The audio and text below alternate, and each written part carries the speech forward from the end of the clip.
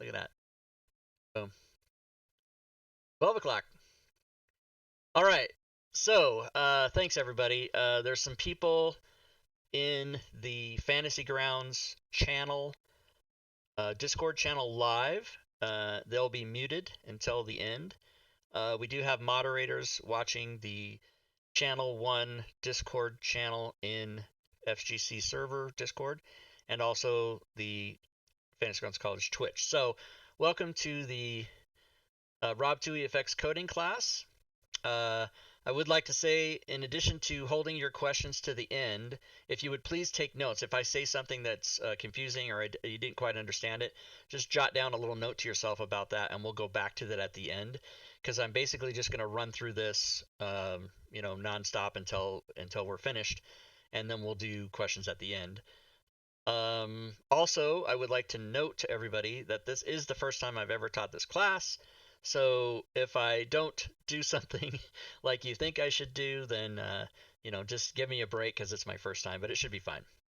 So before we jump into it, I would like to say a special thank you to John Waite, who is Maticuri in the forums and on the Discords and on DM's Guild. He is the person who came up with this particular curriculum himself, and then I sort of took it over and I adapted it slightly, but it's basically almost exactly what he had originally come up with, which is a lot of information, even some of which I didn't know as the creator of the Fantasy Grounds 5e coding package. I didn't even know some of this stuff, so it's pretty interesting.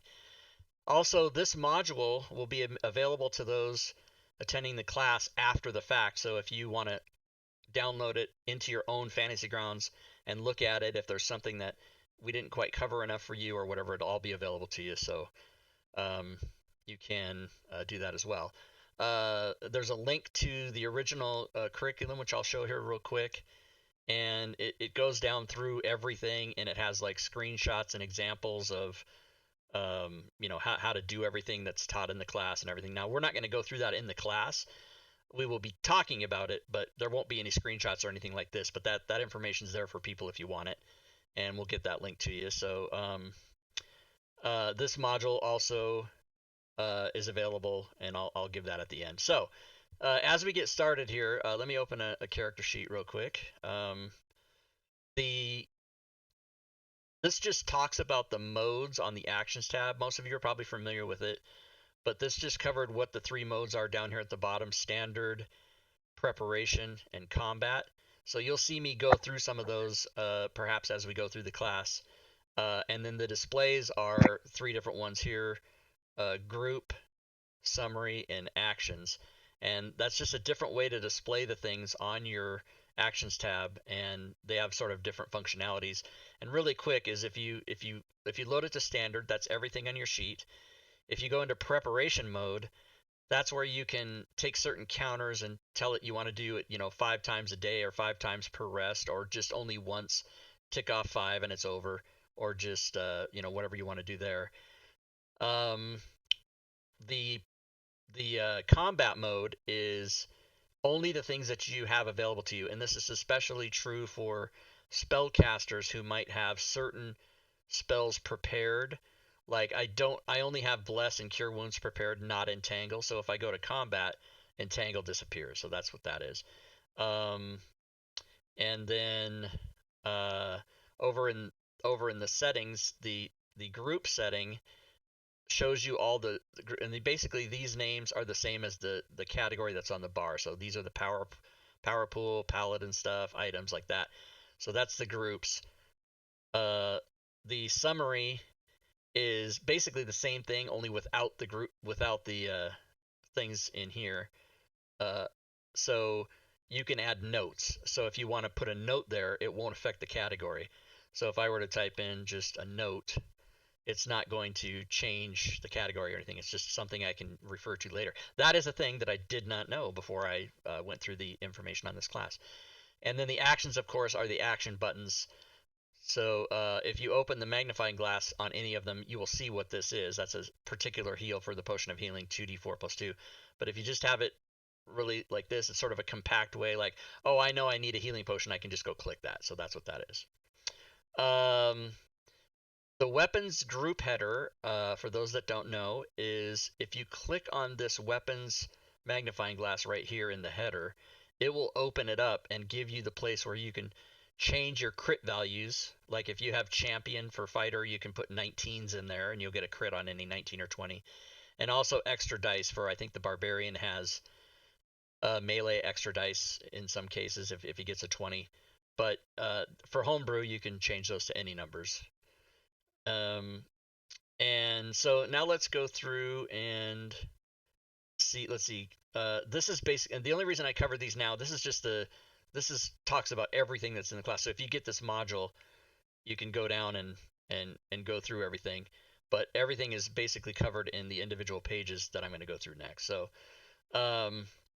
standard properties for weapons. So if you're coding a weapon, here's the dagger, and if I open the magnifying glass for the dagger, we'll see here that it's got properties: finesse, light, and thrown. So these are all the different ones that you can put in there: ammunition, finesse, heavy, light, loading, reach, special, thrown, two-handed, and versatile, or versatile if you like to say it that way. Those are pretty standard for almost any weapon that you use. Those will already be there. Special ones that you can add are magic, and how you would do that is if I wanted to add it, I would just comma magic like that. Even you do have to spell it right. Or if I wanted to do a reroll, like you see often reroll 2 like this. So if you add that in, when you roll the damage, it will re-roll any 1s and 2s one time. And crit range the same. So you can actually put crit range, so 18. So it'll crit on an 18. So that's just a couple little additions. All of this again is in the wiki, which I will have the link to as well.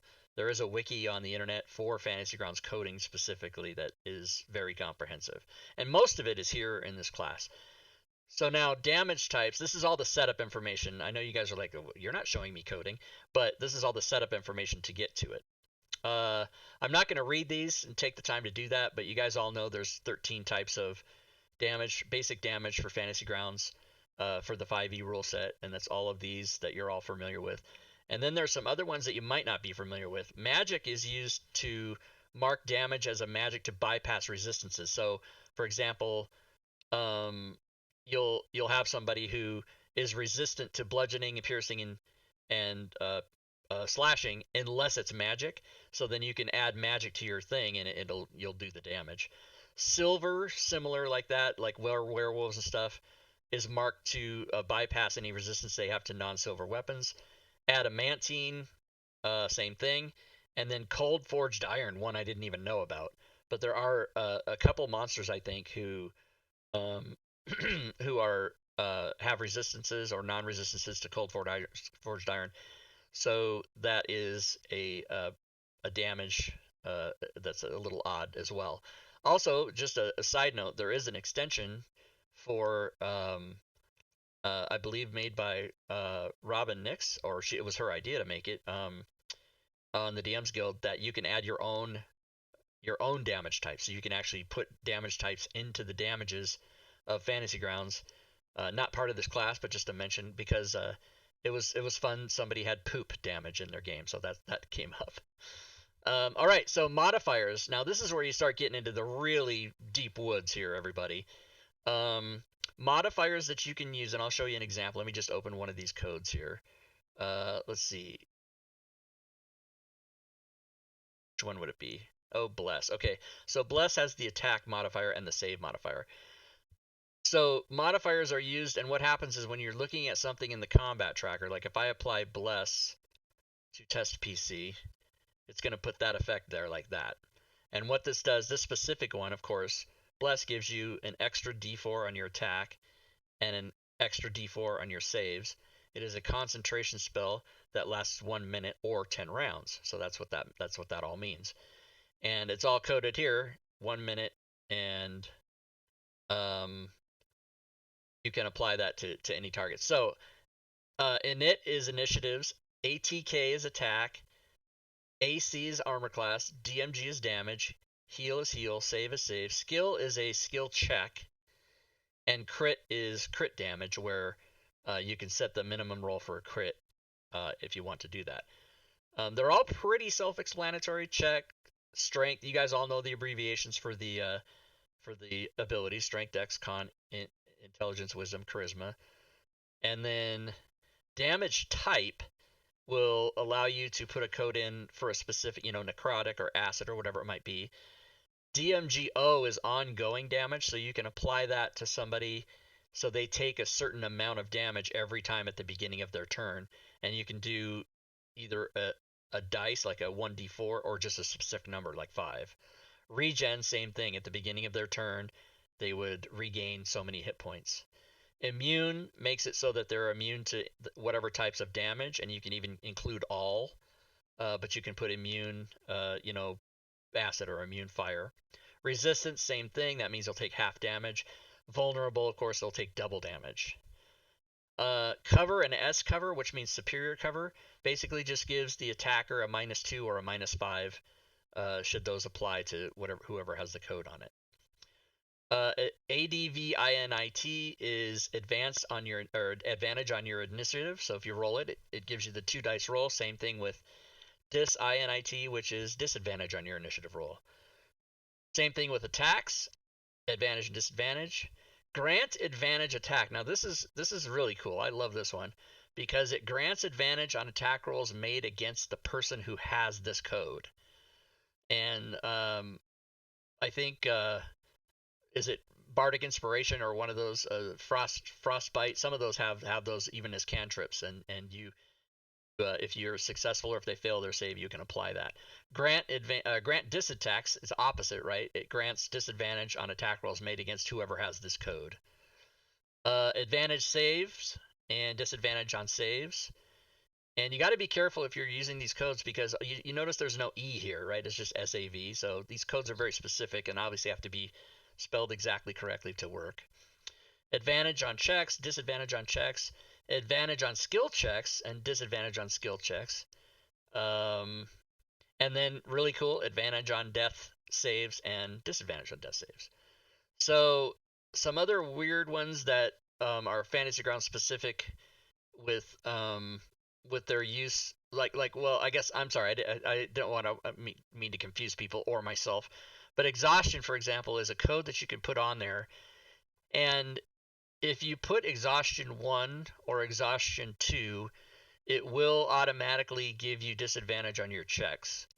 If you put 3 or higher, it'll give you disadvantage on your checks and your attacks and your saves, and all the other things that come with having exhaustion are not codable, so they're like a reduction in speed or whatever.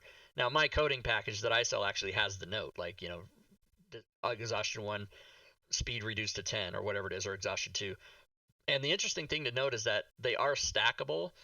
What I do as a best practice is I tell my players and DMs that you should, if you have exhaustion 1, you go to exhaustion 2, you should delete exhaustion 1 and replace it with exhaustion 2. Although they do stack, you can put exhaustion 1 and exhaustion 1, and that'll be exhaustion 2. But if you have exhaustion 1 and you put exhaustion 2, it adds it, and that's exhaustion 3. So that's why just replacing it is the best practice. C is obviously concentration. When you have this on a code over here, like Bless actually is a concentration one. So with that C there, it will automatically, when you take damage, it'll roll your save to see if your concentration is broken. And if it is broken, it will take the code away. And if it's not, it will leave it there. So that's really cool. Magic resistance is cool because if you have that code on your character, or if an NPC has it, it will automatically roll saving throws against anything magic with advantage. So that's really powerful.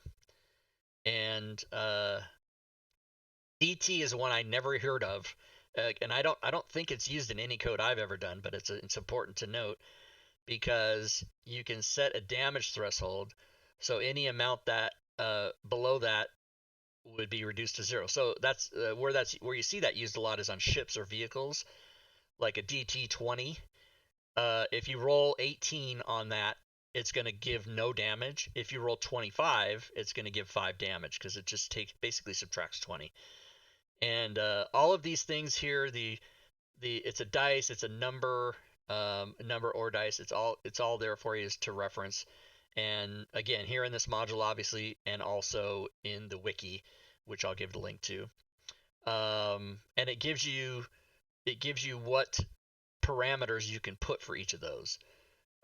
Sometimes there are only certain things, like an ability is obviously going to be only one of the 6 abilities, or damage type only one of the 17 damage types that we know about, or any ones that you would add yourself if you ever did that. So there we go. I know I'm going fast, everybody, but it's a lot of information, and I want to get through it for you so that we can answer your questions at the end. Next thing is conditions. So Fantasy Grounds has, you see these up here, the conditions right here, all these that you guys are used to seeing. Most of these do, I think all of them do automatic things, but you can also use them as part of any coding that you would have or that you would make.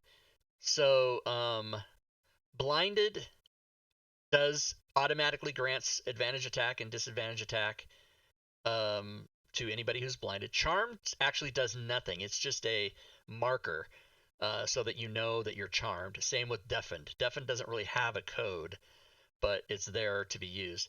Encumbered does all this stuff. I mean, if you're encumbered, you're in a world of hurt because you just can't do anything. Frightened gives you disadvantage attack and disadvantage on your checks. Incorporeal means that you resist all damage, take half damage. Intoxicated, or drunk, as I like to call it, but you can't use the word drunk, you must use intoxicated, is disadvantage on your attacks, disadvantage on checks. Invisible is, what happened? Where did I go? Here it is. Advantage on your attacks, and you also grant disadvantage attacks. And it's important to note, there's a big thing in Fantasy Grounds, and just in 5e in general, but especially in Fantasy Grounds, when you're invisible, your DM might actually want to do stuff with monsters where they don't show you the token or anything. But remember that invisibility is just a condition. It doesn't mean that you can't be attacked. So it's built into the game. If you're invisible, you can still be attacked. You just be attacked at disadvantage. And if you attack, you'll attack at advantage, but then when you do, you won't be visible anymore in most cases unless you have greater invisibility. But just a side note on that.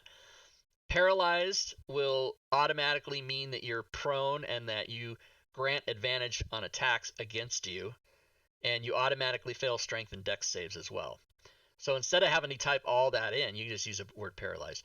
Poisoned just means you're disadvantaged attacks and checks. Prone, of course, everybody knows you. If somebody melee attacks you, you're in a bad situation. But if they attack you at ranged, they'll get disadvantage because you're on the ground. Restrained will grant advantage attack on you, give you disadvantage on attacks, and disadvantage on dexterity saves. But even though you're restrained, you can still attack. A lot of people fail to realize that they can still do stuff if they're restrained. Stable will just stop someone from making death saves. Stunned is very bad. Stunned means you grant advantage attack and also fail on strength and dex saves, and I believe also you can't take actions if you're stunned. Unconscious just means you're prone and you grant advantage attacks and automatically fail the saves. And then exhaustion 1 we already covered kind of, so there's exhaustion 4 through 6. If you get exhaustion 6, it's never going to be anything that's put on your character because you're dead, and that's it. So there you go. Okay, now the PC specific stuff is all pretty easy. Strength, dex, con, int, wiz, charisma, and level. If you put that in a code, it'll change that to a number. So say you want to do an attack that does 5 damage plus your strength. You would put 5 plus STR or STR5, and then it would just calculate it and make it a 9 or whatever the number would be. So pretty cool. Also, any class name, it'll put the number of level you are in that class. PRF is obviously your proficiency, and H is a half, and 2 through 9 is twice. So a lot of times you see double proficiency, 2 PRF or H PRF. But these modifiers will basically modify any tag, and also negative will work as well. So that's really cool to know. It's very powerful stuff once you get into it. So here's some examples. H STR half strength minus dex, negative dex. Con is just your con number. 3 times your wisdom modifier, or negative 2 times your intelligence modifier. So there's just some examples that you can kind of see how those work together. Okay, now, yeah, so special components. We're going to cover this a little bit later as a whole section, but you can basically say if some condition or another conditional operator, and it ignores the remainder of the effect components within a effect label unless the source actor has the specified condition. So for example, you see like the weapon that says if undead add an extra d8 or something like that, you can see. This one here ignores the remainder of the effect components with the effect label unless the opposing actor has the specified condition. Now the difference is IF and IFT. So if, which is me, or if target, which is the person that you're attacking or trying to make a save on or whatever. So again, kind of confusing if you don't know what that's all about, but we'll go that in more in depth here in just a minute. These are really cool. Dodge is very common, and if you put dodge on yourself, you'll just it'll do all the things that, it'll grant you saves on dexterity and grant disadvantage attacks to anybody trying to attack you, unless you're any of these conditions, like you can't be paralyzed or stunned and all that to dodge. Now avoidance and evasion, some people get those confused sometimes. These are mostly rogue things, but if you have avoidance, I'll just read it. If spell targeting creature with this effect allows half damage on a save, then the creature will be marked for no damage on a successful save and half damage on a failed save. So really cool. Evasion, I think, is a little higher level than that. If a spell targeting creature with this effect allows half damage on a save, the save type is dexterity, then the creature will be marked for no damage on a successful save and half damage on a failed save. So my bad. Evasion is the less powerful one. Evasion only works for dexterity saves. Avoidance works for all magic. So there you go. Avoidance is the one you want. That's higher level. Okay. Conditional operators. Oh my god, you guys. This one I didn't. I'm going to see if I can open this up a little bit. There we go. This one I didn't want to really get into because this is super complicated stuff and stuff that you might not use, but I'll just explain it. So try to avert your eyes from over here because it's really simple. If you use alignment or align, sorry, you can put an alignment there, and so these are operators that you would use in other codes. So for example, if you said alignment, chaotic evil, if that was true, it would return a true result and then therefore be used within another code to do something or not do something. Whereas if you put alignment chaotic evil and the person was good, it just wouldn't do it. Same thing with size. You can do size small, medium, large, gargantuan, whatever, and greater than or less than. You can really manipulate this stuff, and it gets really deep into the woods. This class that I'm teaching today is not advanced coding, it's just coding. So this would be a whole thing by itself, but suffice to say, if you do decide to use that, here's the information on what it does, here's how to do that, and the wiki also has the same information and might have in-depth examples. Type, it refers to creature type, so you can actually put a code that will affect or not affect any of these aberration, beast, celestial, construct, a dragon, elemental, fey. It goes through all the different types of creatures that there are, and maybe it's not even a comprehensive example because I don't even see the word undead in there, but whatever it might be, it will work for that. So you can basically single out different types of monsters rather than having it apply to all monsters. So the last three here, people are familiar with Bloodied if you played 4th edition, and actually Bloodied isn't even a thing in 5th edition, but the code will still work. So if you say is the target bloodied, it will give you a true or false result if their hit points are less than half, right? Wounded, same thing. If they have any wounds at all, it'll show that they're wounded. And then the custom operator is used for stuff that isn't in the game, or maybe you want to make it up yourself. For example, I do use it in Hex and Hunter's Mark, I believe, so that you can say when you hex somebody, it'll put a hex modifier on them over here in the combat tracker, and then you can put a code that says, if so-and-so is hexed, then do this. That way, if you're attacking a bunch of different people in a battle, but your code only affects a person that's hexed, it'll do it for that person, but not for everybody else. So you can really get finite in your detail about which combatants are affected and which aren't. So just really cool stuff.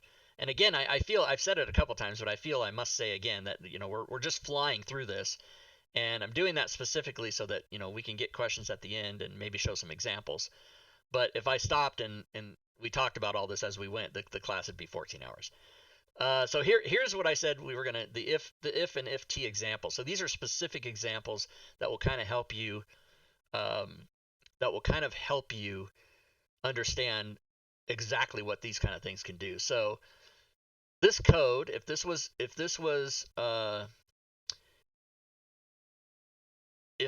in the combat tracker, as a code on somebody, if poisoned, disadvantage on wisdom saves, right? So this will test to see if the character has the poisoned effect on him or her, and if so, he or she will roll wisdom checks at disadvantage. Any of the conditions recognized by Fantasy Grounds can be tested this way. So that would be if it was on yourself. So say, you're in a campaign and your DM tells you, you've got a disease now that affects your wisdom, and if you are ever poisoned, then you will have disadvantage on wisdom saves. So you put this on your character and just leave it there. And then if you're not poisoned, nothing happens. But if you are, until you get rid of the poison condition, you're going to have disadvantage on saves on wisdom. So here's, if the target is intoxicated, you have advantage attack. So you would apply this to yourself, and anybody that you attack that is intoxicated, you would have advantage on attacks. So that's just another example. Here's one. If the alignment is good, I do an extra D8 radiant damage when I attack the person. So that's pretty awesome. If the target is a giant, I do an extra D8. So that you just have to get used to the way the context is written. Like I'm saying it in English. If the target is a giant, then I do an extra D8 damage, rather than saying IFT:TYP, because it doesn't mean anything to anybody. But you get used to how these are done, and if you have homebrew stuff, or special weapons that you make up, or some feat that you invent or stuff like that, you can just really code these all out. When I did the coding packages, I only did obviously the Wizards of the Coast 5th edition main books that are official releases. I didn't do UA, and I obviously can't do homebrew stuff for people, because where would it end? How would I even know? It'd be get 1,000 requests a day. So rather than that, just teach a class and let everybody know all this information on how they can do it. Another example is if the creature I'm attacking is medium, I have advantage on attack. Sorry, if they're medium or larger than that. So medium, huge, giant, gargantuan, whatever they are. If they were small or tiny, then I would not have advantage. Damage 1d6 radiant. If it is a dragon, add 2d6 more radiant. So if I attacked a dragon here, this would be 3d6 radiant. So that's how that works. And believe it or not, guys, we're almost done. So now there's shift drag. Holy moly. So this is just really into the weeds, but so cool if you learn how to master doing it. So I'm just going to read this. Effect targeting can be used to force an effort to only apply to specific targets. This capability can often be more easily implemented using if T custom instead, but just so that everybody knows how to do this. Effect targeting can only be used with the following effect modifiers: attack, armor class, damage, invisible, resist, vulnerability, immune, cover, superior cover, advantage attack, disadvantage attack, grand attack, grand disadvantage attack. When using the effect targeting, it is critical to be sure of where the effect should be applied. You don't want to mistakenly grant bonuses to attack or damage to an enemy, for example. So I'm just going to take a real sip of water here, everybody, because I've been talking for 30 straight minutes. Sorry if you heard the swallow noises. So an example is True Strike. Now I think I have Strike here. I should. Do I? Yes, I do. Okay. So let's see.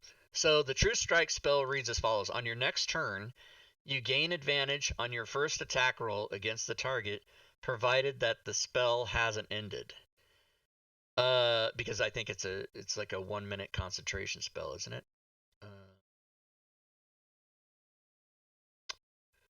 Perhaps not. Okay, well anyway, I don't use True Strike very often. Looking at the definition of the spell, the caster gains advantage on the first attack roll against the target. No other attacker should get that advantage. Also, the caster does not gain advantage against any other creature, only the target of the spell. So you're thinking, wow, this gets really complicated.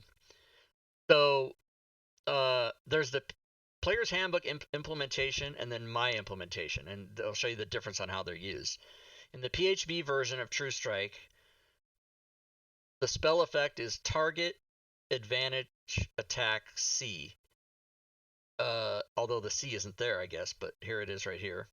This effect spell is set to target self and expand on next roll. Yes, it is. The TRGT portion of the effect is simply a reminder of what the effect should be using the effect. Should use effect targeting. The effect is applied by holding down the shift button and dragging it to the effect of the target. When the effect is applied in this manner, the effect will appear on the caster and will indicate that its target is the target. Now watch, I'll show you what that means. So I'm going to take this code right here. I'm going to hold the shift key, and I'm holding the shift key, and I'm dragging this to the Wraith, but it will appear on DMPC. So isn't that weird? Like, I dropped it here. Why is it here? Well, because it's telling you advantage on the Wraith, but nothing else. So if I attack, let's go get a weapon here. Whoops, top of the up here. If I attack with my longsword, the pseudo dragon, I did not get advantage, 1 die. But if I attack Wraith, you should see 2 dice, right? And that effect disappeared. So there you go. That's pretty cool. To be able to do attacks on anybody in the game, but only have that attack work, for that one person.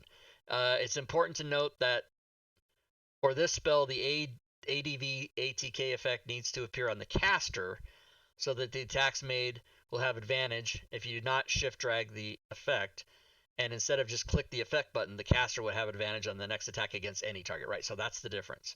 Now the Rob Twohy implementation, there are multiple ways to implement the same effect. In the Rob Twohy spell effects coding pack, the True Strike spell effect is True Strike grant advantage attack. See here. And the effect is set to apply to target and set to expire on next roll. The main differences are that grant advantage attack is being used instead of advantage attack, and the effect is set to apply to target instead of self. In this case, we want to ensure the effect grant advantage attack is properly being applied to the target, not the caster. To apply it properly, let's make sure the caster is properly targeting the creature in the combat tracker. Okay, so let's do that. I, DMPC, am going to attack the Acolyte. So I will control click that, which should work. Does it not? Oh, wait. These are all invisible. There we go. Still not working. Not sure why. Uh-oh, first glitch in the class, everybody. I think maybe they have to be Oh, it has to be my turn. Is that it? No, I keep hitting the N. There we go. Okay, so I'm targeting the Wraith. Just so everybody knows what happens there is the monsters need to be visible, and obviously it had to be my turn to do that. So, okay, now I've done that. Shift drag the effect to the caster, not the target. Okay, so in my case, I'm going to hold shift, and I'm going to drag this effect to me, and it applied it to the target. So it's basically just the reverse of the way we did it before. So you can do it either way.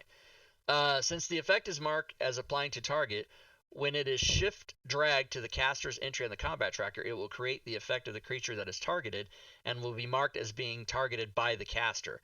It's important to note for this spell, the grant advantage attack effect needs to appear on the target so that the attacks against the target have advantage, but only from the caster. If you do not shift drag to the caster, instead just click the effect button, the grant advantage attack effect will be applied to the target, but for everybody, so not just the caster. Within the player's handbook, there's only 4 spells that indicate effect target should be used.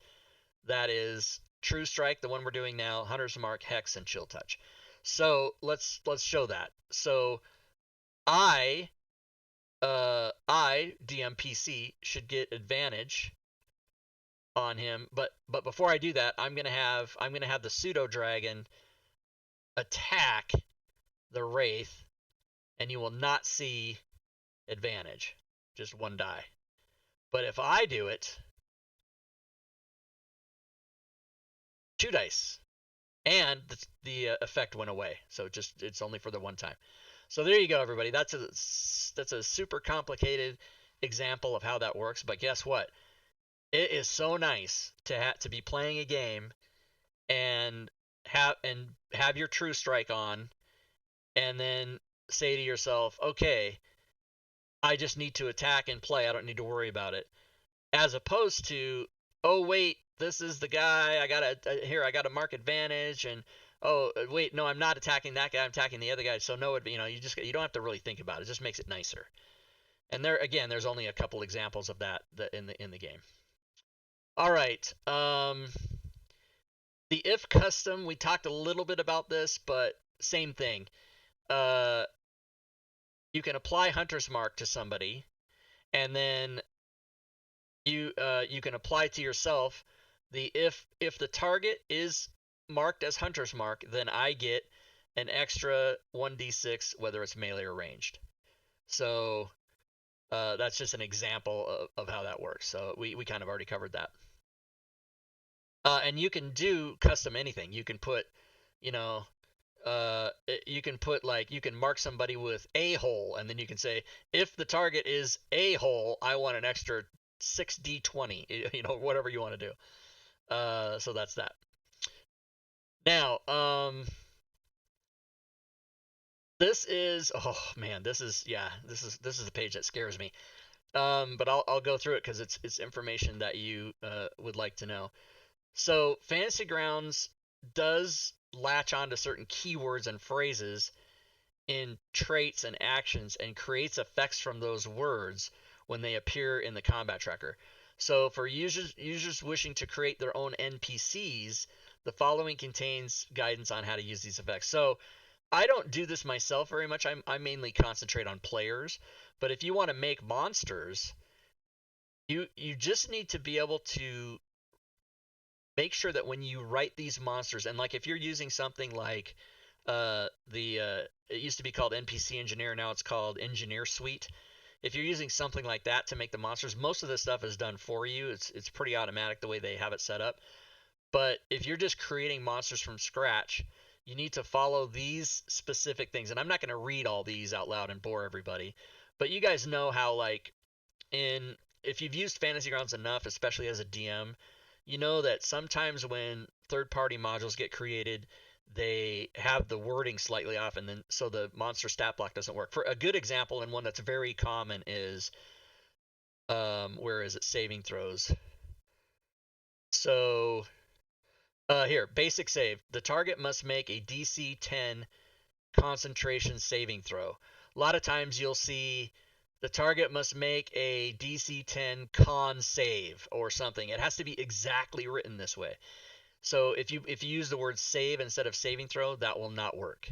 So all of these things that you do for weapon attacks, saving throws, conditions, damage, and immunities and resistance and healing, all of them have to be exactly written the way they're supposed to be, and whatever the player's handbook or dungeon master's guide would say, or monster manual, it has to be that exact phrasing and wording, and there can't be any misspellings.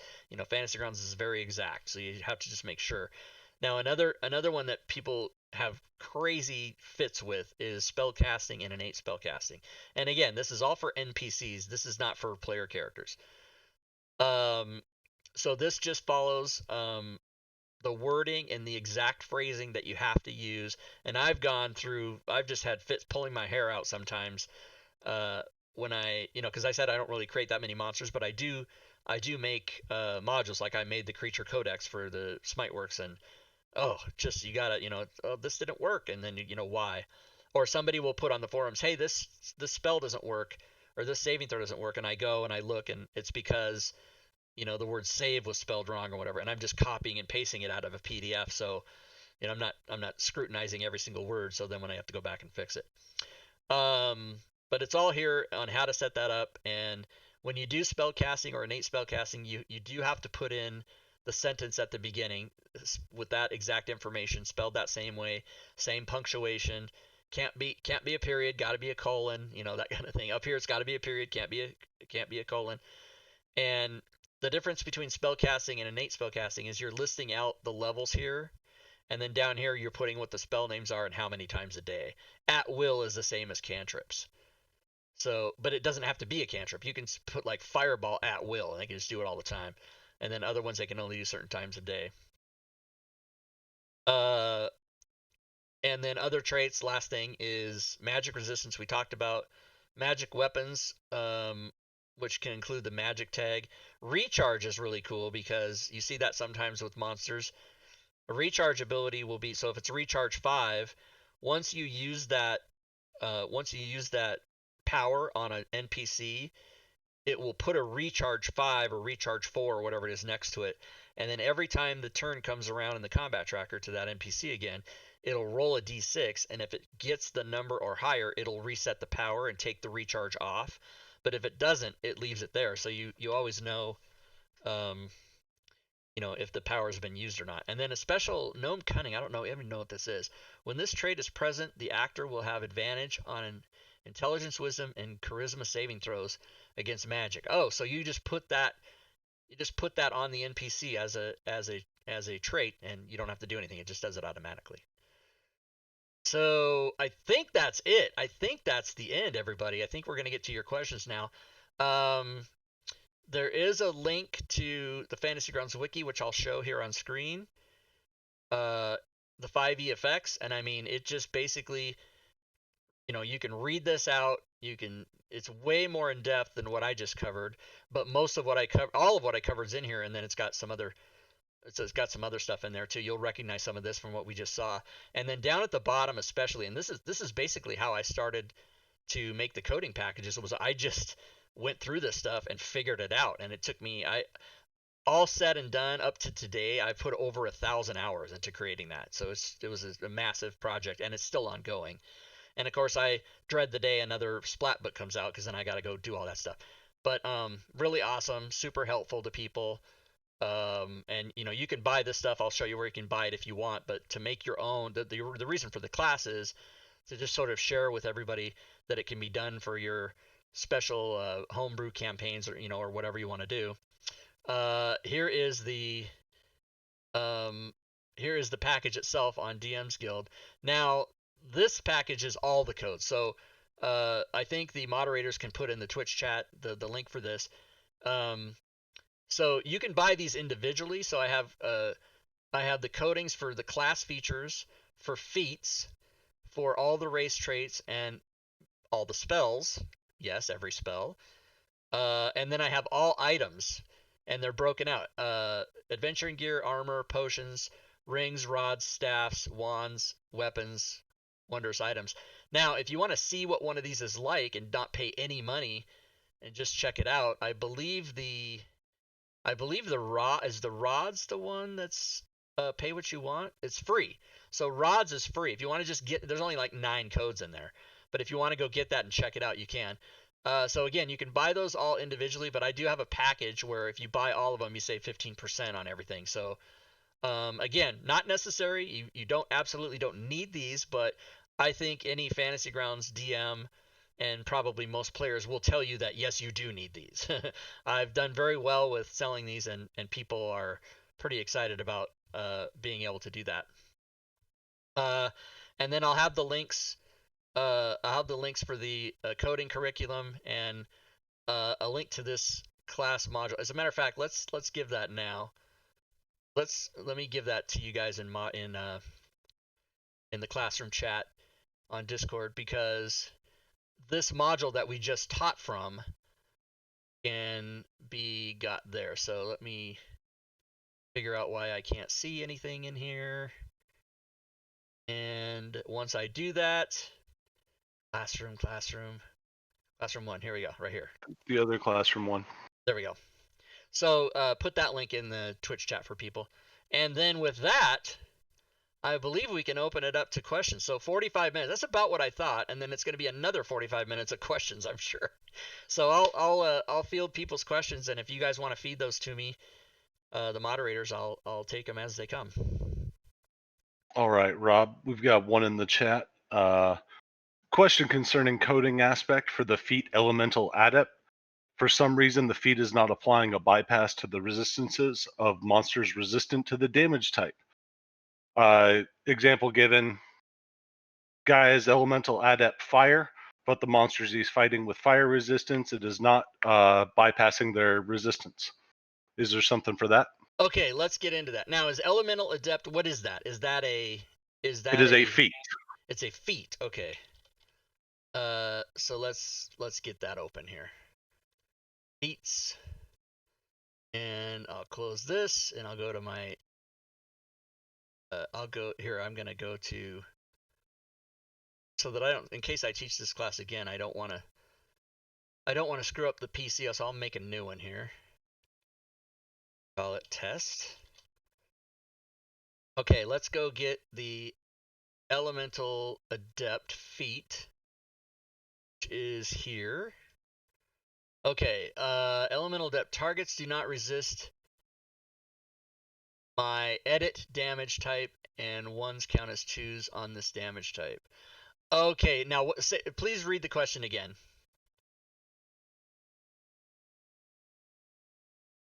Let me pull it back up here.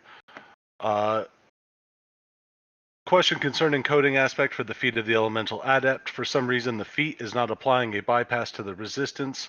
I'm assuming that means he's not adding that effect that you have right there.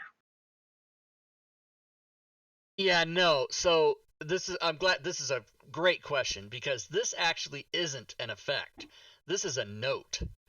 This is a note saying targets do not resist my edit meaning acid, fire, whatever the damage would be, type, and ones count as 2s on his damage type. So what you would do is you would open this, and you would, anytime you see the word edit, and this is all in the instructions of the module, anytime you would see the word edit, you would change it to, fire or whatever it is. And then you would apply it to yourself. Oh, wait, I'm not in the combat tracker. There we go. So basically, you're putting a note on your character that lets everyone see targets do not resist my fire damage, and ones count as 2s on this damage type. Now, the problem is there is no way to code that. There is no such thing as a code that says override resistance, or you just can't do it. So I suppose now that I think more about it, I could change this. Wow, this is great. I might have to change this, because I'd have to test to see if it works, but this could maybe be something like if target resists fire, then I attack with, say, vulnerable fire damage. Yeah, I don't see that really being a thing. I think originally this is why I did this, because there's just no way to code it. So that's an excellent question. And I'm glad it was asked, because sometimes the answer is you can't do it. There's just no way to get it done. If anybody can figure that out, please tell me. But I think I probably tried that. I seem to recall like 3 years ago, even though I have the worst memory ever in the entire planet of Earth. But that was so traumatic to me that I tried to make that happen and couldn't do it. So if anybody can, please let me know. But I think that's why I came up with just this note, because basically you're gonna have to do that manually. If you're attacking somebody, and you have the feat, and they resist your certain damage type that you've chosen, then yeah, it's acid, cold, fire, lightning, or thunder. So if you have that feat, you basically just have to, do the combat, and if somebody resists it, you just have to say to the DM, hey, they don't resist that, and make it the full damage, or give them the damage again, something like that. Which is super unfortunate, but some stuff in Fantasy Ground, even though Fantasy Ground is the greatest program on earth to me anyway, it's the best VTT and probably the single best tool I've ever purchased as a computer program. It is not, it's not a god, and it can't just do everything. So thank you for that question, but I think unless somebody figures out a way that's watching, that knows the coding as well as I do and how to get that done, I can't wrap my head around how to do that. And the response I'm getting in the chat from Matakuri, the only way to handle that is with an extension, and he has linked an extension. I believe it's a Kent extension. Oh, well, there you go, everybody. So I'll need to add in, and by the way, for all of Diablo Bob's DM tools and critically awesome essentials, stuff like that, and also Kent McCullough's extensions, anything that applies to my coding packages has been done, and they're in there, so you can use that. And if you don't have them, it won't screw up the codes, or you won't even see it when you open the code that has that. You won't even see it. Like where's an example? I don't think there is any in the feats, but in the spells for sure there are, and some of the class features. And then in my Discord, I actually have a channel in the Rob Twohy Discord that's called Kent Stentions Outsource. And you can come in here, and if you see one that we don't have in the codings that works with his extension, like this, you could come in there and type it, and we'll get it added in. But yeah, so that's that answer.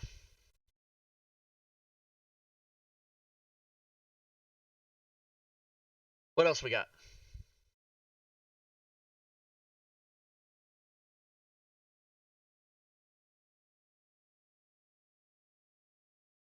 What happened? It's over?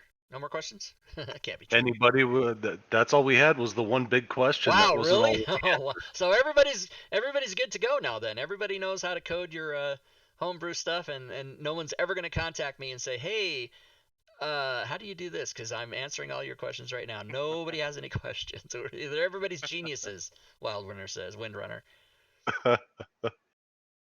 Wow, that I did not expect. I expected to fully sit here for like another hour going through examples, but I'm happy to not do that if nobody needs it. And also this video will obviously be on YouTube, and people won't really be able to, are they going to scream at their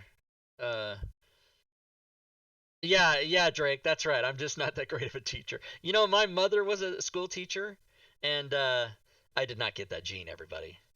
I've always said that I can't be a school teacher, because the minute I told a kid 2 plus 2 is 4, and he went, why? And I'd be like, no, it's 4.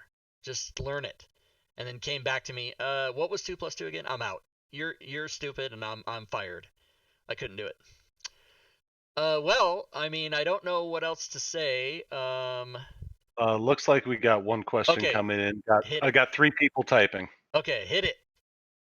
And is this from the Twitch chat or from the Classroom 1? They're coming in from Classroom 1 now. Okay. They're bringing them over from Twitch and putting them in the classroom. Got it. So, what is the very first thing about adding a note to an action? You said you did not know this before today. Adding a note to an action. Oh God, if I only remembered what he's talking about. This came from Svenster. Spencer, he's probably just trolling me. Absolutely possible.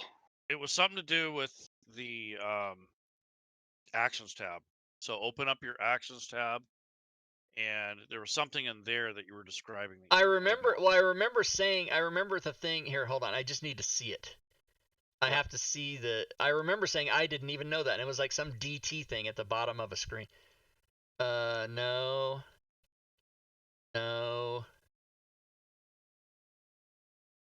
Modifiers said it's about the effect to give a reminder to the player DM, which doesn't have an actual effect. So DT was damage threshold. Oh no, yeah, damage threshold. I knew that. I just remember. I remember just looking at something at the bottom of a page and going, "Yeah, I didn't know that." What was it?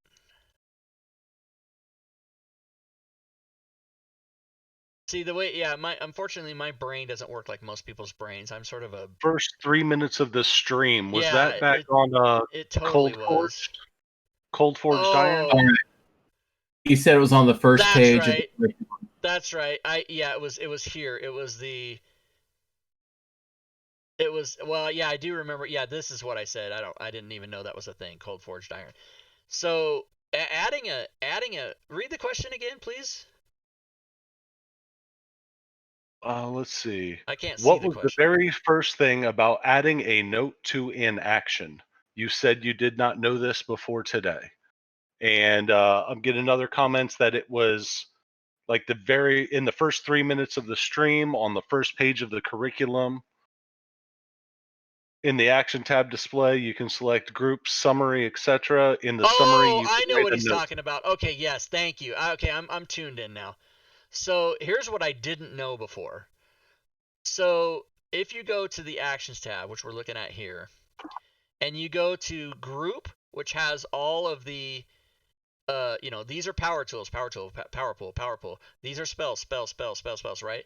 If you change to summary, I'm like, what's the difference between summary and group, except for the fact that these names aren't here? Like, why would you need that? What's the point?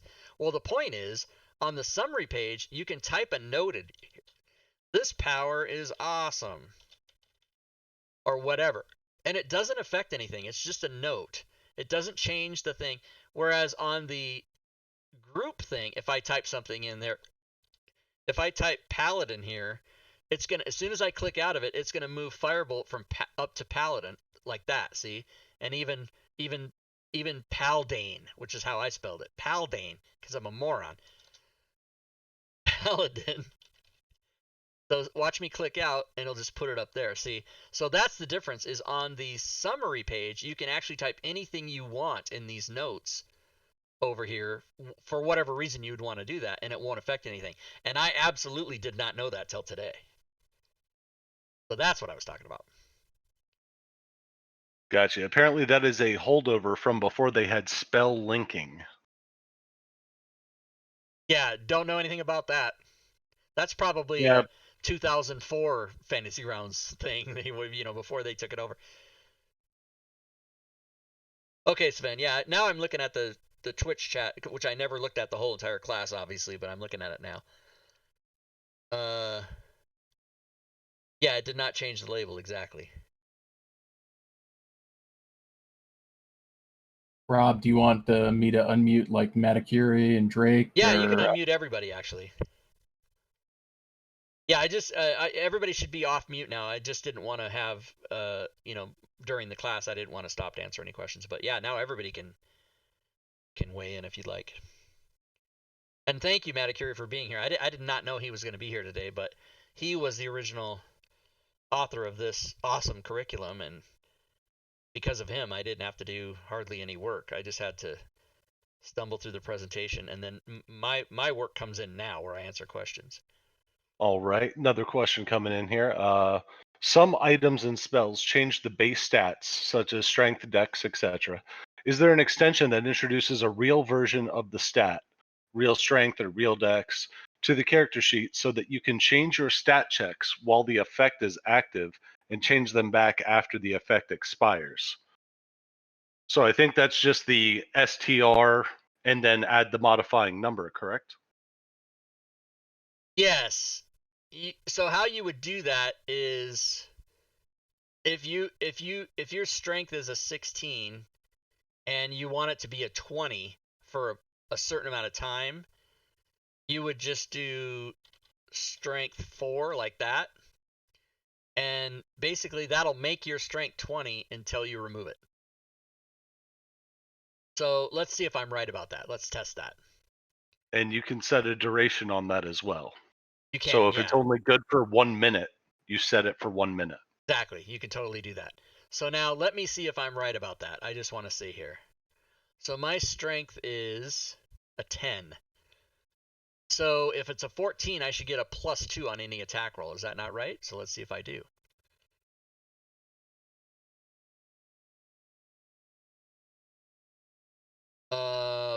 +2 +4 effect +2. Yes. Now if I take that off, it's going to go back to +2 on over here. Yep. Okay, so there you go. So that is how you can affect your real stat. Most people want to do this, which is come over here and change it to a 14. But now you got to go somewhere and make a note. My original strength is 10, and you got to go through all this. So don't do that. Don't change your strength. Just That go. is exactly what I'm trying to avoid. Yes. Yeah. Okay. Good. So there you go. That's how you do it, and you can do that with all 6 abilities. So if you want to up your charisma, same thing. You just add a code CHA. Goes from say it's a 14 and you want it to be a 20. You just add 6 like that. This is important when you're implementing some of the magic items that give you a flat, like gauntlets of ogre strength or something.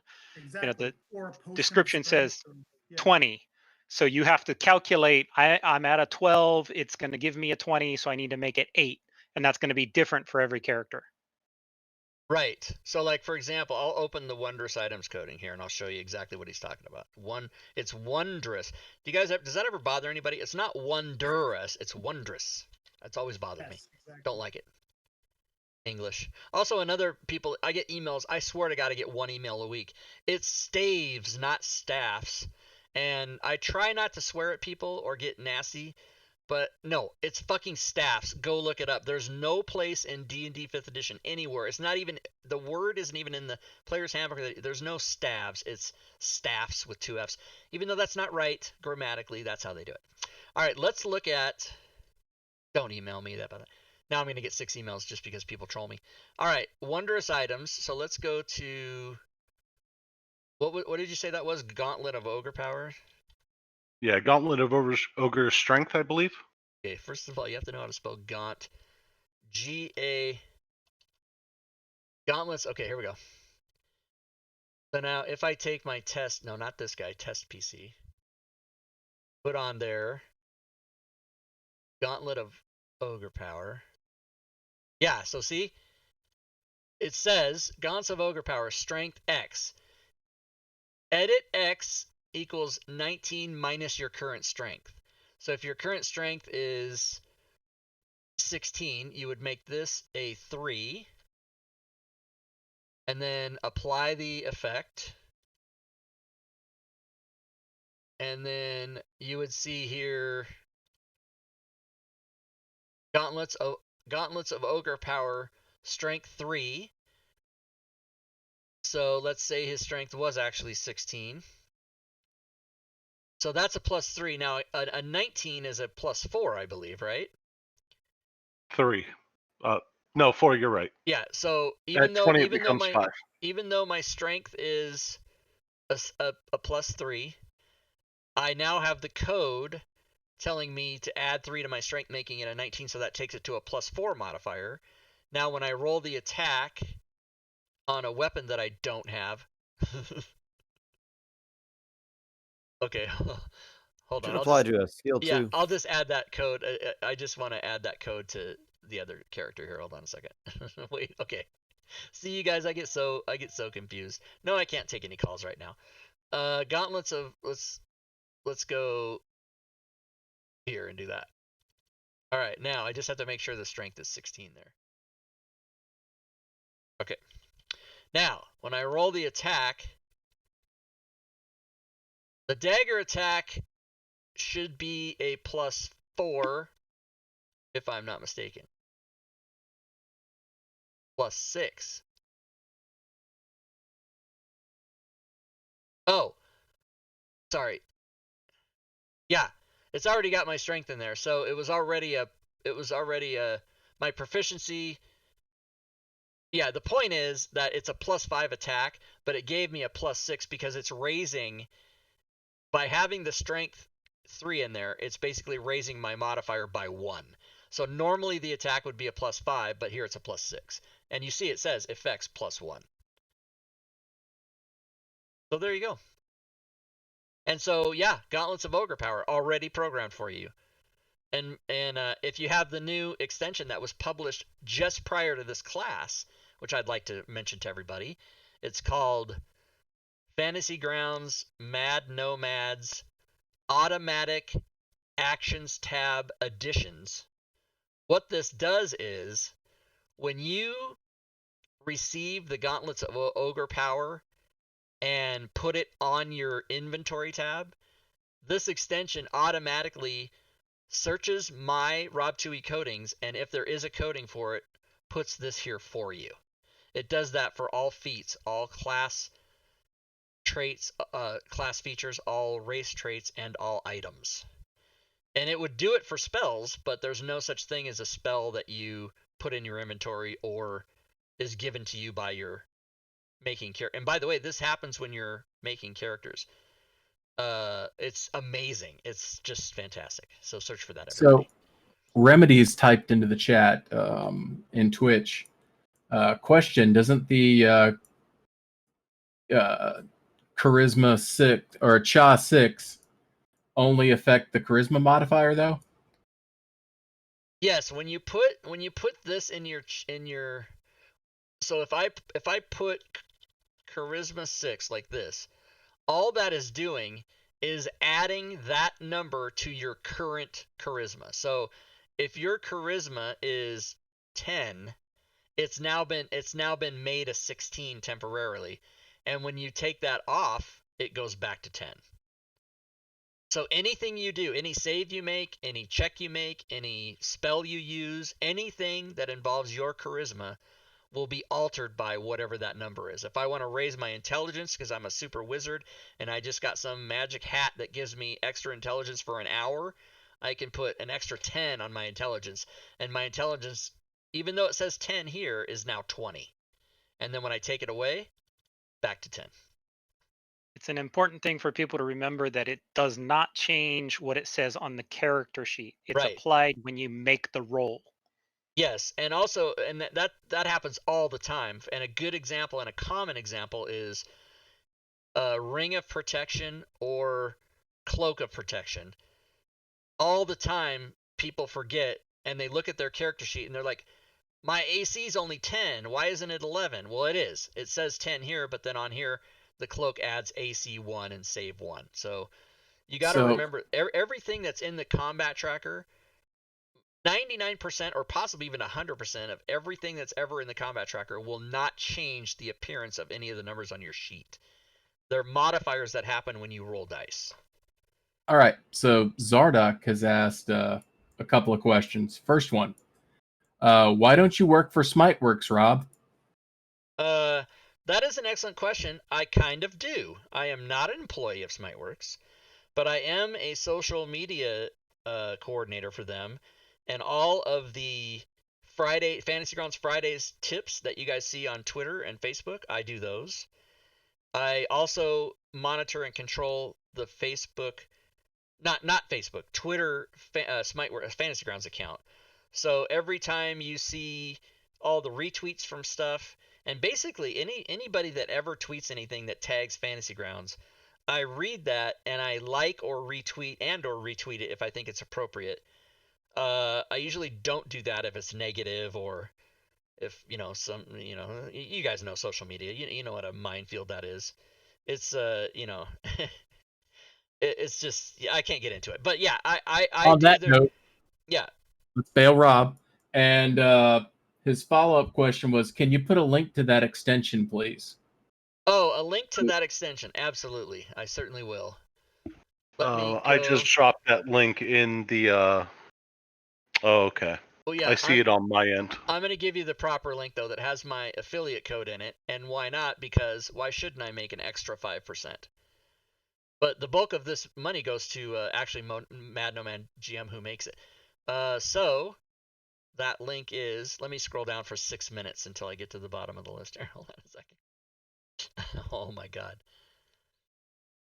Okay, Didn't you I so did just put your affiliate link in the Discord as well. oh, you did. Okay, so here's the true link to that extension, and I'll show it to people on stream again.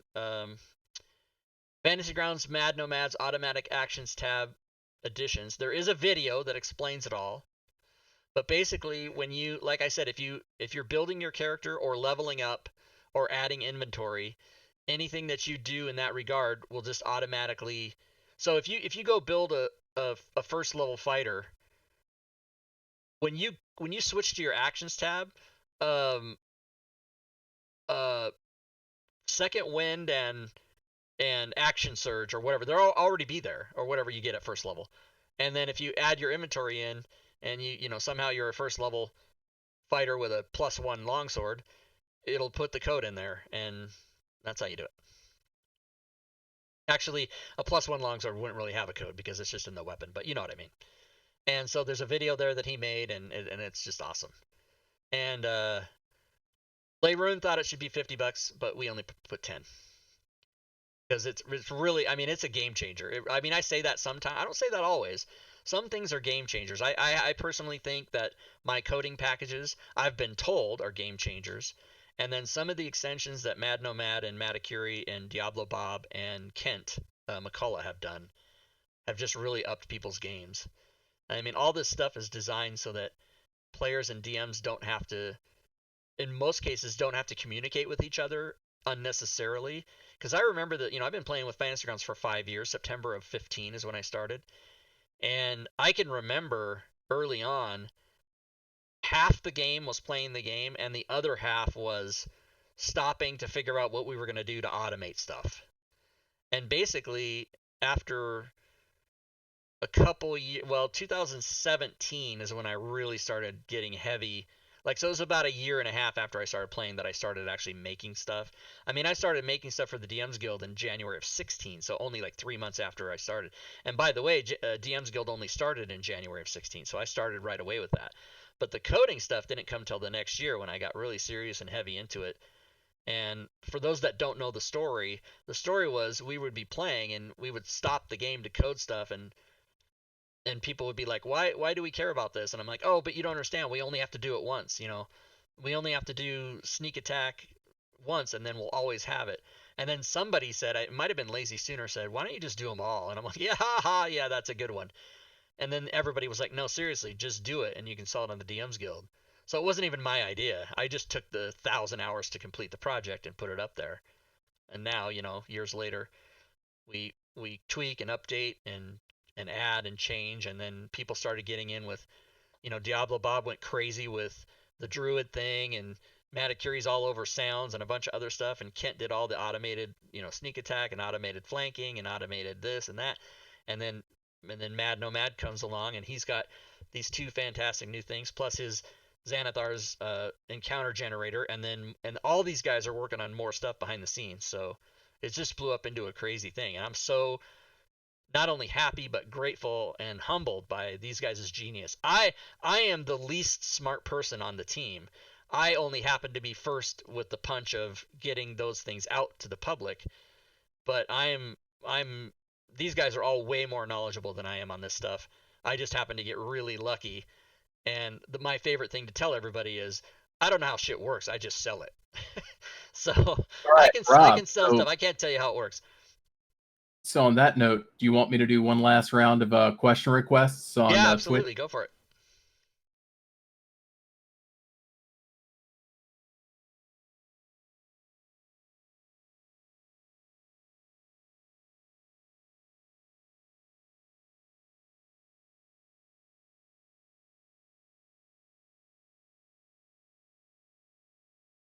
Remedies, thanks for the class. Oh, it went off the screen. Damn it. You're welcome, Robin. That was thanks for the class. I've got to go do chores now. Yep. Chores. Drake says, I have a full-time job keeping up with mod and extensions on both Unity and Classic. He's doing 4 games. He's DMing 4 games. So I did far- make sure to go- give Robin thanks for joining the stream since since she delayed chores. Yeah, she did. Robin's great. Robin's on. We have a show together on Wednesdays, just her and me. And then she's also a co-host of the Sunday show with Furied Feet. So we like her. She's not afraid for me to tell this story. I didn't know this. She was a lurker. I choose to use the word stalker, but she was a lurker in my Twitch channel for like 3 years and never said anything to me. And then one day she said something, and then we ended up becoming sort of friendly, and then we got on a stream together just kind of by accident, and she and I really meshed together, and so that's how she became sort of part of my whole Twitch thing. But she knew who I was 3 years before I knew who she was. It was funny. That's hysterical because that's about the time I think I started watching you too, Rob. Back then, yeah. Yep. Yeah. But I was never scared to sit there and say something foolish in your No, chat. you absolutely were not afraid of that at all. No, sir. Yeah, and I've only been harassing you for like 2 months now. I like it.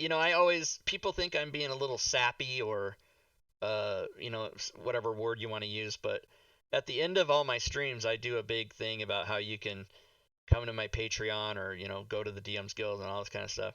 But I preface that with saying that if all you do is come and watch the game, that's all I care about. I don't care if you give me money. It's very nice. I mean, I like to get money, but my main whole reason for doing all this stuff is so people have a good time. And that's why Doug decided to, even though I'm not an employee of Smiteworks, I'm part of their team, and I do get a monthly stipend to do that stuff I do for them. But I'm just a contractor. I'm not part of their staff or anything like that. And there's a couple other people, Lee House and Robert Aducci are also like that as well. And Zordak 123 brought in, it looks like, our last question here. Okay. What is the resolution you are using to make the FG window so wide, Rob? Thank you for asking that. Yeah, it's kind of a problem when I stream sometimes. So I have a 34-inch monitor, and it's an ultra wide curved monitor. Well, I was gonna put I don't have a link that I can use to show a picture. But anyway, so the resolution is 3440 by, hold on a second, I'll tell you what it is.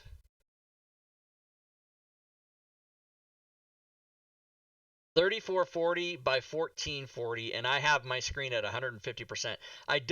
This only affects like browser windows and stuff like that. It doesn't affect fantasy grounds. But yeah, 3440 by 1440 is what it is. It's recommended. So that's the answer to that. So yep, he's running a 1440 monitor, Yep. ultra wide. And I have a question. I do when I make, if I ever do, I don't do this much anymore, but not as crazy like I used to. I think I have 51 modules in the Smiteworks store. I don't do as many as I used to, but when I do that, I have to change my monitor resolution to 1920 by 1080 or whatever the regular normal human measurements are because the screenshots don't work if they're so big like that. One more question. Did somebody say they had a question? Go ahead. Yes, I did. Actually, I was wondering, can you give us a sneak peek on your next project? I'm just curious. So, my personal next project is nothing I can show, and that's not to be secretive. That's just because there's nothing to show yet. I have it only in my head. I have a couple in my head actually, but and I dare not say what they are only because what I'm gonna do would be easy for anybody to do, and it's one of those, if I say the idea, somebody's gonna go beat me to it because I'm super lazy and take a lot of time.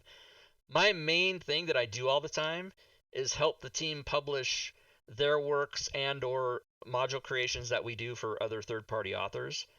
And the bulk of my time is spent updating and tweaking stuff and fixing stuff and stuff like that. So I'm not like behind the scenes furiously working away on some secret project. However, what I can say is that Diablo Bob and Mad Nomad for sure, and most likely Maticuri for sure, and most likely Kent, the 4 main creators that do their own original stuff under the sort of Team Twohy umbrella, all have stuff they're working on, but you'd have to ask them what they want to release or not.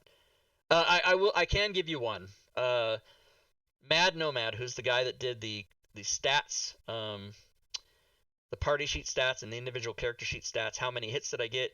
How many times have I been knocked out? How much have I healed? How much have I been healed? How many crits? How many fumbles? All those stats. The guy that did that, and it's the same guy that also made the new thing that I just showed from today, that puts all the action stab stuff automatically.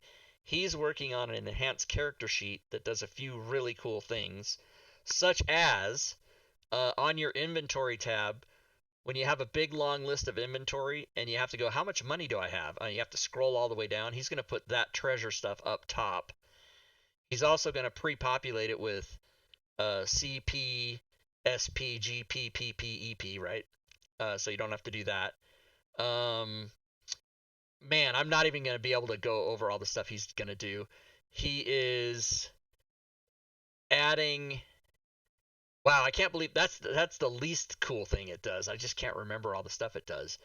It puts your XP, it puts this information on the front. It puts it like right here. XP level and all that is right there, so you don't have to open that thing to look at it. And it will also implement the same thing that we already have in another extension, which is the automatic XP number adding, and players can't change it or edit it and stuff like that. And these are all options that you can turn on or off. Man, if only he were here, I could give you some more stuff. But it's going to be really cool, and that's only days away. It's only coming up pretty soon. So Rob, I think I'll toss in a question at you here while you're digging around for some. One second. Also, it adds here thieves tools. All the stuff that you find yourself going here and saying, I need to open this, add this, type in, gaming set or whatever. All that stuff you find yourself having to add there is already in there. It's already just going to be pre-programmed in there. Thieves tools, of course, would be the most popular one. Go ahead, Bofram. All right. So, is this already working on Unity, like your coding sets, or is that still in the process of being updated? Or so far, yeah, the big thing with Unity, I'm sure everybody or most people understand, is that it's still a beta product and they keep changing it. So I get that question all the time about stuff on the DM's Guild, like, does this work in Unity? And my answer is always the same. It should, but it's not a final product, so we have to wait.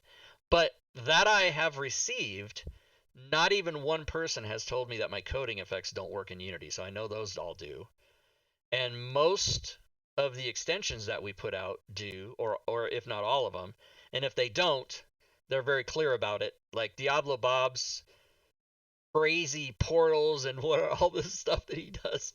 I mean, he's deep into like XML and all this other back end. He's not making anything he makes. He's not making it in Fantasy Grounds.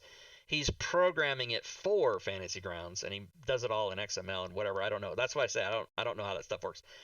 But if something doesn't work in Unity, there'll be like really clear giant red letters that says, don't buy this for Unity yet, or whatever. But most things, I'd say 95% of everything we sell on the DM's Guild works or should work with Unity, but it's a futile effort for us to do any tinkering with stuff that might not work yet, because the minute we go fix it, they'll change Unity so it doesn't work again. So we have to just kind of wait till it's out. Yeah. For example, with the solo adventures that were done, which I highly recommend to people, if you can't get into a gaming group but you're looking for a way to practice your Fantasy Ground skills. Yeah, the solo adventures should work. I think I had one guy email me that said he couldn't do something with the solo adventures in Unity, and I'm not sure. I don't even really remember what he said to me, because I tend to just my eyes glaze over and my ears reduce 50% of the sound when somebody says the word Unity to me, because it's like if you said, "Hey, is Madden 25 going to work on my Xbox right now?" Well, it might, but it's not designed to do that for 4 more years. You know what I mean? Like, it's and don't think I don't know math. I know 2020 and 2025 is 5, but remember they come out a year before, so it is 4. So just don't test me.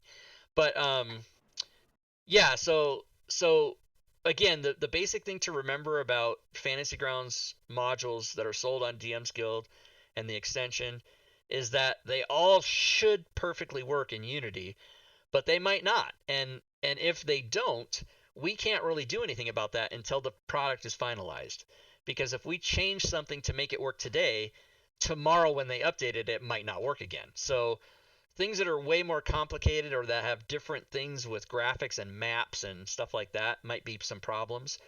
But I know all the coding packages and most of the extensions all work in Unity because they don't really affect graphics or maps or stuff like that, which is where you run into problems with Unity because it's differently coded.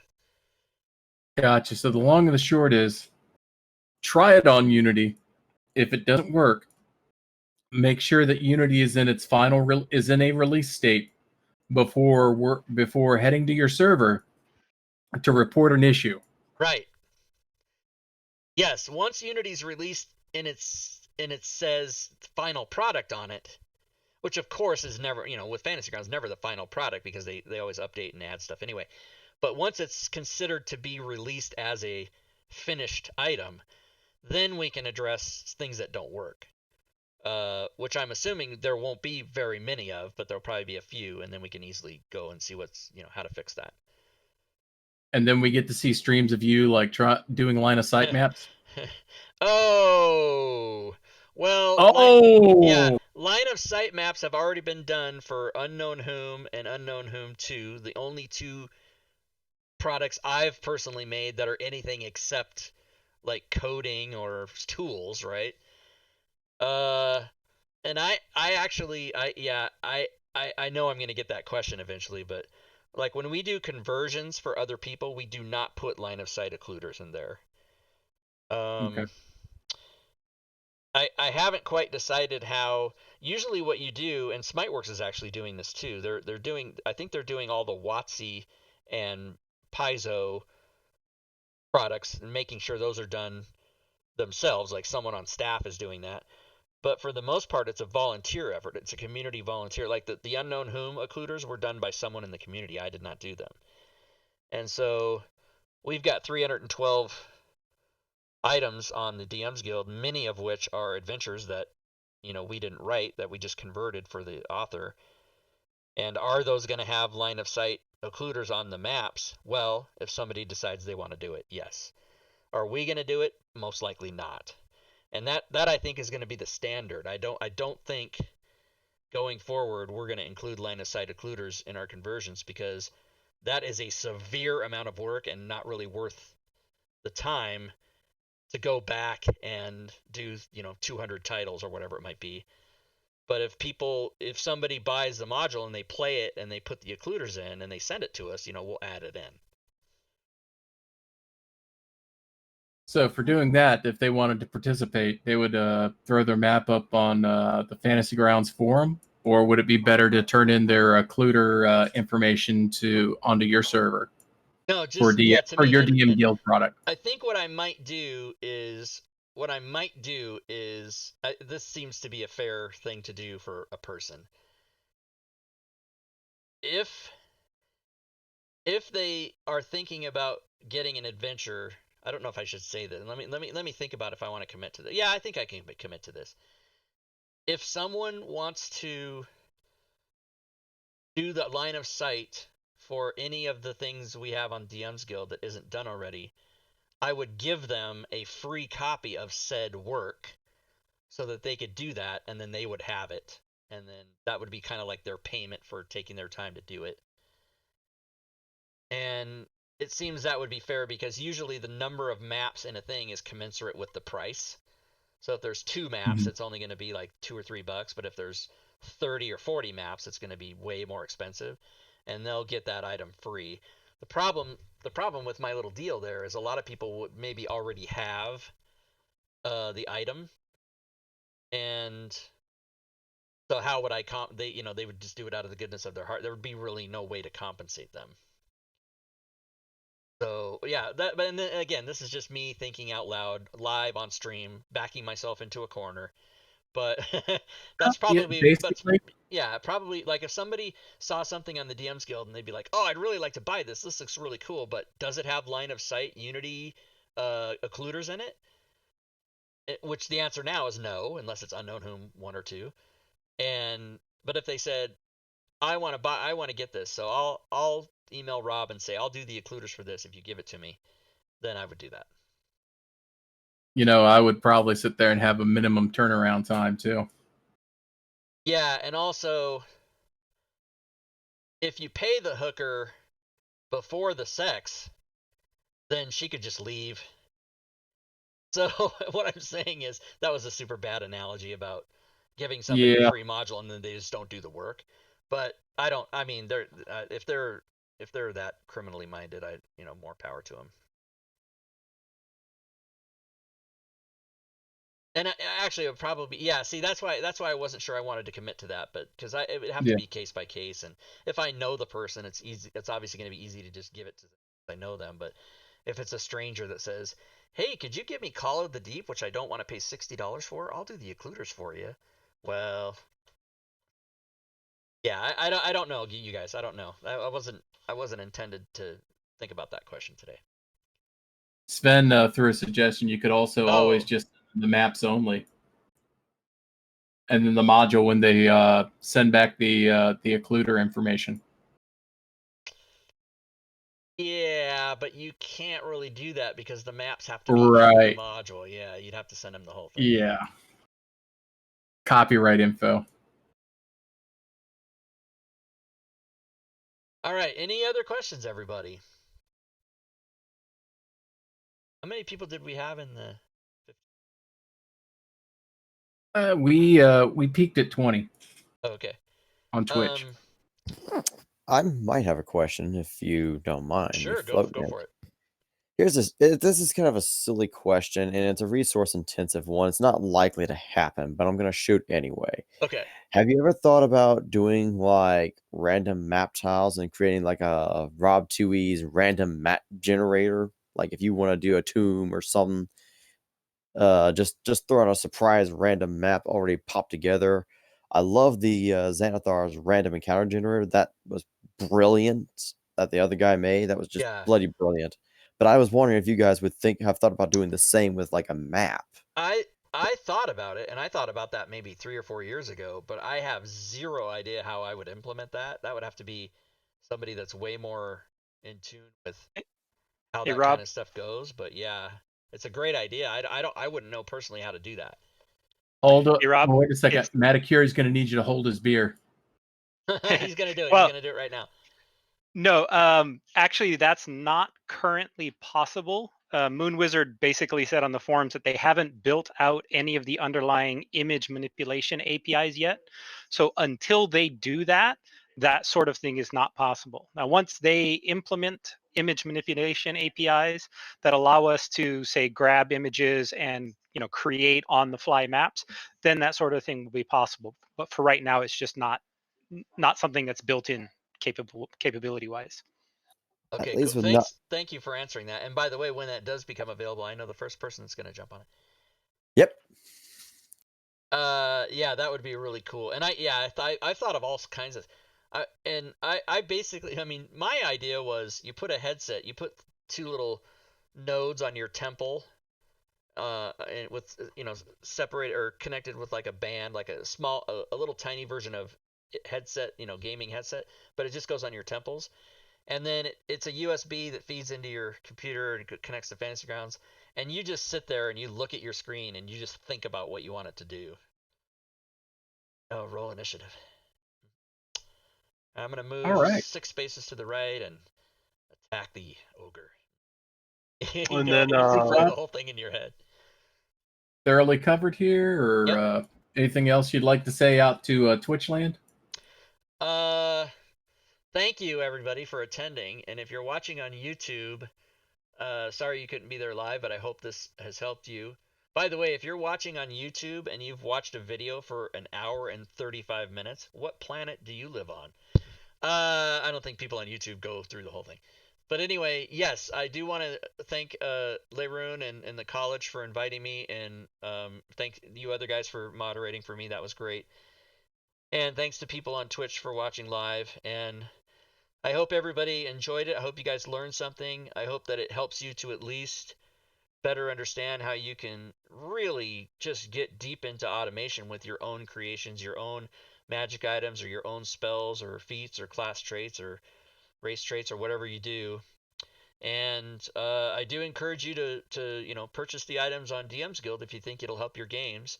I know some DMs buy it and split the cost with their group, or whatever you want to do. But I've got, for the last 3 years, I've got nothing but positive results. You can read the reviews online. You can go to the Fantasy Grounds forums. You can look at discussions in Discord, like Fantasy Grounds College Discords, or Discords that aren't even mine. My name pops up other places that I see sometimes, and I'm like, wow, people are on Reddit.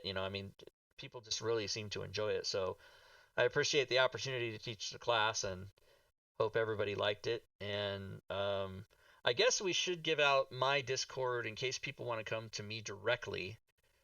Yep. We can do I was that. going to suggest where can let people know where they can find you, what you do. Yeah. So if you want to find me on the socials or on the internet, ROB the number 2E, Rob Twohy. You can basically punch that into Google for anything. It's my Twitter, it's my website, it's my Twitch, it's everything. Rob Twohy. The spelling of my last name is somewhat jacked up. You see here on screen. This name here is just outrageous. But it's just the number 2 and then H. Who knows why that's there? And then Y. You throw the H out. Twohy. But yeah, let me get my Discord invite link real quick for you guys, and I'll post it in the chat. I just dropped it in Oh, you Classroom did? 1 Okay, for you. great. Thank you so much. Thank you so much. Boom. And if you'd put that in the Twitch chat for them too, that'd be great. Yep. Also going to follow up. You can catch Rob on what days are you streaming? So Sunday night we do the All Things Fantasy Grounds talk show. Tuesday, at least through the end of this month, and possibly longer, but at least for the next couple weeks, and we've been doing it for a couple months, we do the 5e pickup games, which is where anybody can just show up and play. And Wednesday is Round Robin, which is Remedies and I have a show. And then Friday is Dungeon of the Mad Mage as DM'd by Joe Numbers. And Saturday is currently Rick and Morty as DM'd by Svenster77. And that's going to wrap up here in a couple weeks. And starting September 12th, we're going to go. Drake is going. This is still on my channel. Drake is going to DM the new Iceland adventure that's coming out. So lots of cool stuff. And we give away prizes on my channel. And most times, if it's a game, if it's a 5e game that's being played, we do XP participation in the chat. So if you're just watching the show, your XP accumulates, and then you can manipulate the game by buying potions of healing or giving players or monsters advantage or disadvantage. You can throw in a random monster. We try to make a channel where people can actually play the game with us even though they're not playing. And some of you guys have done that. You guys all come and use your XP to screw up the game and stuff, so it's fun. But yeah, that's all I have. I'm glad I was able to answer everyone's questions, and yeah, feel free to come to Discord. And my Discord has about 1,300 people in it, and Mad Nomad and Matakiri and Diablo Bob and Kent McCullough, all the guys that are creating all these fantastic extensions and modules, they all have their own channels in my Discord. So if you have specific questions about their products, you can come and talk with them directly. Outstanding. So I'll let you carry it away, Rob. Thank you so much for doing this for the college. We really appreciate you. You've been an outstanding and great supporter of us from the beginning. And thank you so much. All right. Well, thank you guys. And I'll go ahead and end the stream. Thanks so much, everybody.